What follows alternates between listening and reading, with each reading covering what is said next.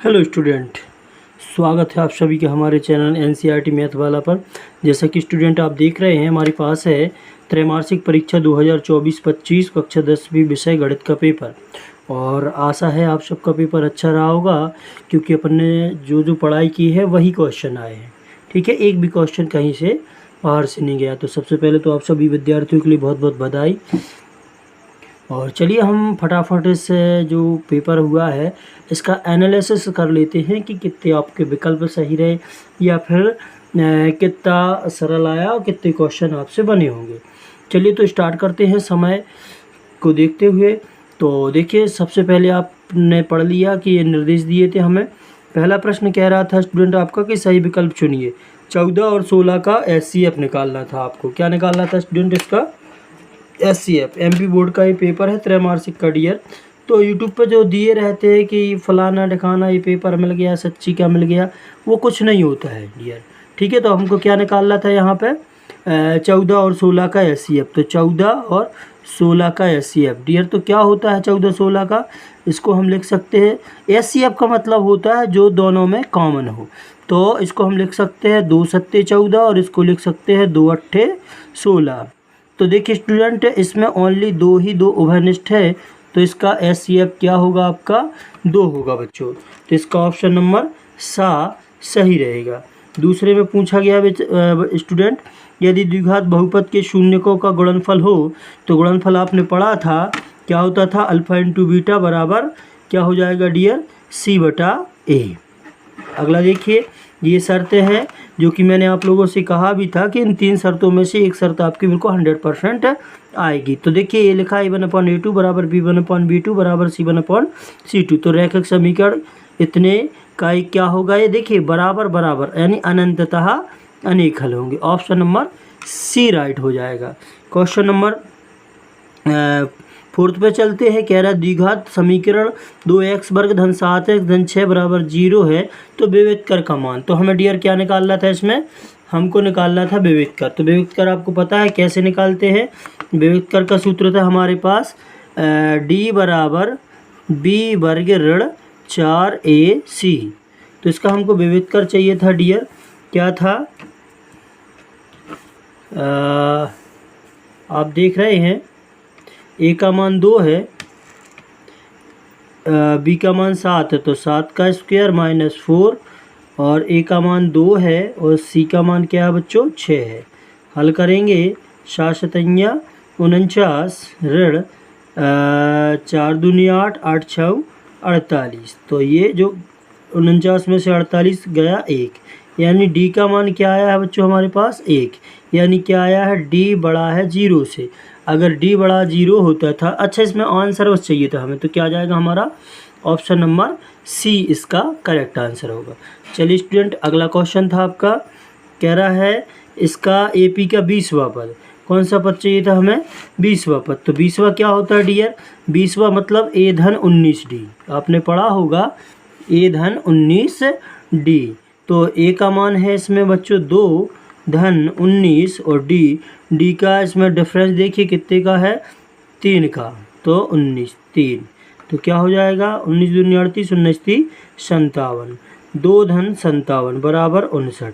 तो इसका 59 आंसर हो जाएगा ये B नंबर का। वैसे सही लगाए हैं सभी ने बच्चों, और आशा है क्योंकि बिल्कुल सरल पेपर पूछा था आपसे। कह रहा है किसी त्रिभुज ABC में OE समांतर BC है, AD x है, DE इतनी है और AE इतनी है तथा BC इतनी है, तो x का मान। इसमें हमको समान अनुपात का नियम लगा के इसको हल करना था डियर। तो इसका आएगा ऑप्शन 4। आगे चलिए, प्रश्न 2 है।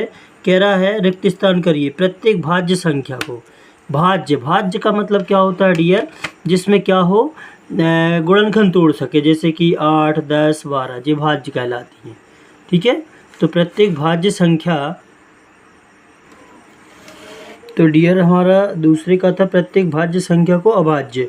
देखिए, यानी कोई भी भाज्य संख्या होती है, जैसे हमने कहा 8, ठीक है, तो 8 को हम क्या लिख सकते हैं? 2 गुणा 2 गुणा 2। तो ये क्या कहलाता है? इसका अभाज्य गुणनखंड। तो हम क्या कर सकते हैं? अभाज्य संख्याओं के गुणनफल के रूप में लिख सकते हैं।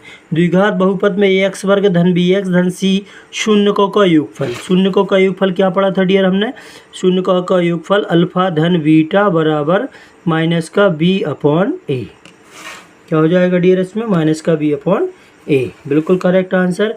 इसमें दिया रैखिक समीकरण y बराबर mx धन 3, जहाँ x का मान हमको ये रखना था, y का ये रखना था। तो देखिए क्या करेंगे अपन, इसमें जो दिया गया है y बराबर mx धन 3, तो क्या कर देंगे, x की जगह पे 3 रख देंगे, y के स्थान पे 5। तो 5 बराबर mx के स्थान पे गुणा में 3 धन के 3। तो सबसे पहले इस 3 का पक्षांतर हो जाएगा, 5 ऋण 3 बराबर 3 m।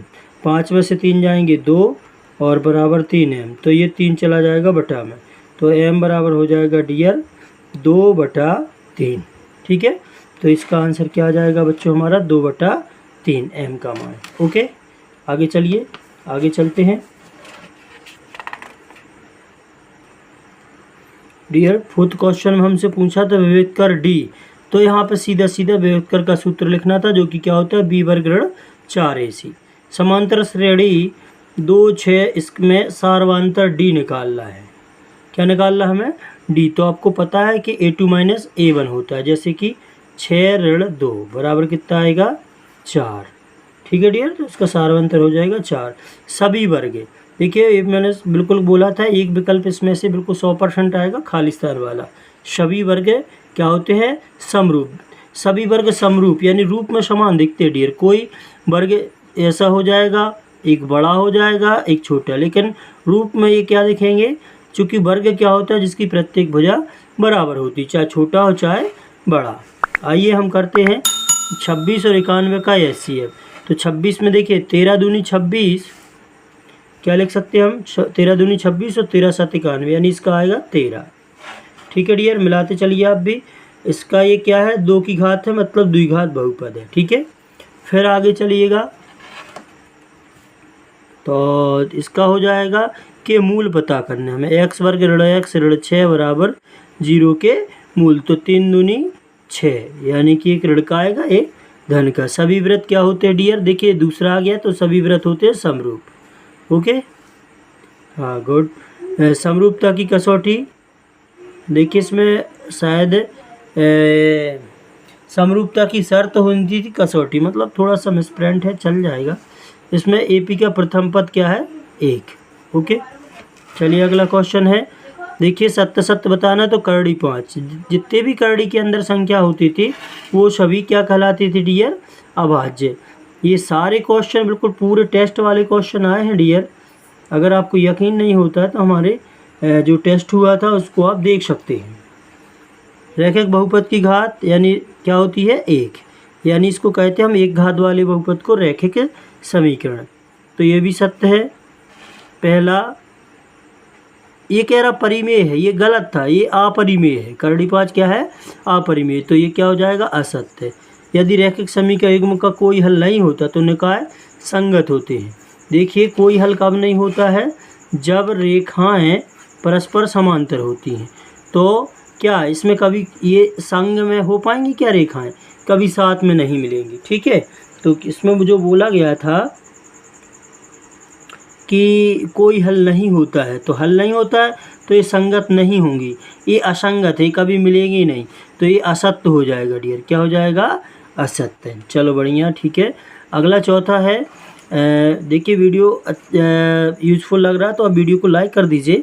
d बड़ा है 0 से होने पर 2 भिन्न एवं वास्तविक मूल होते थे। बिल्कुल करेक्ट, ये सही हो जाएगा। 4 4 4 इनका अंतर समान है, मतलब ये समांतर श्रेणी है। लेकिन भाई साहब ने इसमें क्या बोला प्रश्न में? समांतर श्रेणी नहीं है। तो ये क्या हो जाएगा? ये असत्य हो जाए, क्योंकि ये समांतर श्रेणी है। क्या है? समांतर श्रेणी नहीं है। तो ये अपने हिसाब से क्या है? समांतर श्रेणी है, लेकिन ये कह रहे नहीं है, जबकि वास्तव में ये है। तो क्या कहलाएगा? ये असत्य कहलाएगा। सभी वर्ग सम आकृतियाँ समरूप होती है परंतु इसका विलोम सत्य नहीं है, ये भी सत्य हो जाएगा। आगे चलिए, ये अपन ने पढ़ा ही है। आधारभूत अनुपातिकता प्रमेय का कथन लिखिए, ये आता ही है। क्या था? यदि किसी त्रिभुज में एक भुजा के समांतर अन्य दो भुजाओं के मध्य बिंदुओं को मिलाते हुए तीसरी रेखा खींची जाए तो वह क्या होती है? तीसरी भुजा के समांतर होती है। 8 पदों का योग 140 हो जाएगा। इसकी अभाज्य गुणनखंड तोड़ने थे डियर, तो ये अपन ने पढ़ रखे हैं, ठीक है। सभी समबाहु त्रिभुज समरूप होते हैं? हाँ, बिल्कुल होते हैं। मध्य बिंदु के निर्देशांक, तो मध्य बिंदु के क्या होते हैं डियर? अगर ये x1 y1 है, ये दूसरा बिंदु x2 y2 है, तो अगर हमें बीच का निकालना है तो x1 प्लस x2 बटा 2 और y1 प्लस y2 बटा 2, ये होते हैं मध्य बिंदु के सूत्र। तो ये आपको नोट करने थे, ठीक है डियर। अब इसमें हमें समांतर श्रेणी के SN योग ज्ञात करना था, SN का। तो SN आपने पढ़ा रखा था, बहुत अच्छे से याद किया था अपन ने बेटा। क्या था? SN बराबर n/2 अंडर कोष्टक 2a plus n-1 into d, ये था n पदों का योग का सूत्र, ठीक है। अब आज गुणनखंड 145 225 के HCF निकालना था, तो बिल्कुल इजी था और ये हमारा 100% ही सवाल लगा हुआ था। तो अब जल्दी जल्दी अपन सवाल देख लेते हैं जो कि इम्पोर्टेंट लगे हुए थे और पूरे हमने टेस्ट में भी किए हैं अपन ने, ठीक है। तो ये भी आया था, ये भी आया है, बहुत ही सरल पेपर आया है। कहा जाए कि अगर हम भी से पेपर बनाते तो सेम यही बनाते।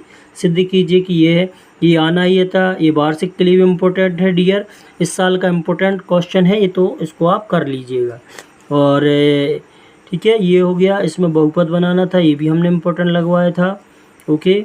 ये इसमें हमें रैखिक के समीकरण बनाना है, ठीक है। तो ये बिल्कुल सरल क्वेश्चन आए थे। 2 क्रमागत धनात्मक पूर्णांक ज्ञात कीजिए जिनके वर्गों का योग ये है, ठीक है। बिल्कुल सरल क्वेश्चन था, इसमें हमें अभाज्य गुणनखंड तोड़ना था डियर। तो आशा करते हैं आपको बिल्कुल सरल पेपर आया है और आप पूरा पेपर करके आए होंगे, ठीक है डियर। तो आप देख लीजिए, एक भी क्वेश्चन अपन के टेस्ट के अलावा कहीं से नहीं आया। मुझे तो लगता है कि अपने